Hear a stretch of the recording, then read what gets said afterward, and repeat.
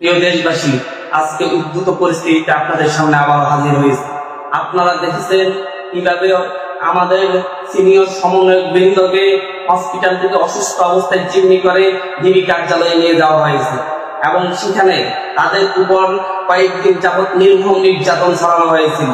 নির্যাতন করে অস্ত্রের মুখে চিহ্নি করে ভয় ভীতি দেখিয়ে আজকে ডিবি কার্যালয়ে একটা অমানবিক কাজ করা হয়েছে। সেখানে তাদেরকে বাধ্য করে একটি জোরপূর্বক স্টেটমেন্ট নেওয়া হয়েছে, কিন্তু আমরা তাদের চেহারা দেখে বুঝতে পেরেছি যে এটা তাদের বিবেকের স্টেটমেন্ট নয়।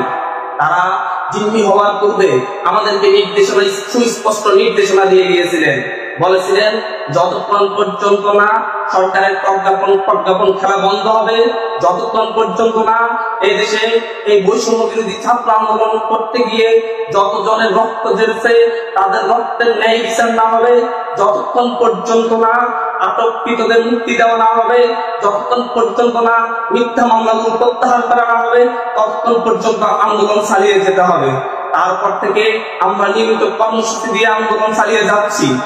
একইভাবে তাদের সেই নির্দেশনার আলোকে এবং তাদেরকে জিম্মি করে এভাবে স্টেটমেন্ট আদায় করার প্রতিবাদে আমরা আগামীকাল বৈষম্য বিরোধী ছাত্র আন্দোলনের পক্ষ থেকে সারা দেশে ছাত্র জনতার বিক্ষোভ কর্মসূচি ঘোষণা করছি। ছাত্র জনতা আগামীকাল সারা দেশে বিক্ষোভ কর্মসূচি পালন করবে এবং এই বিক্ষোভ কর্মসূচি হবে গত যে কোনো আন্দোলনের চেয়ে, আমাদের যে কোনো কর্মসূচির চেয়ে আরো শক্তিশালী কর্মসূচি। ছাত্র সমাজ ঘরে ফিরে নাই, ছাত্র সমাজ এখন রাজপথে আছে এবং দাবি আদায় করে সকলের ন্যায় বিচার নিশ্চিত করে তারা ঘরে ফিরবে ইনশাআল্লাহ।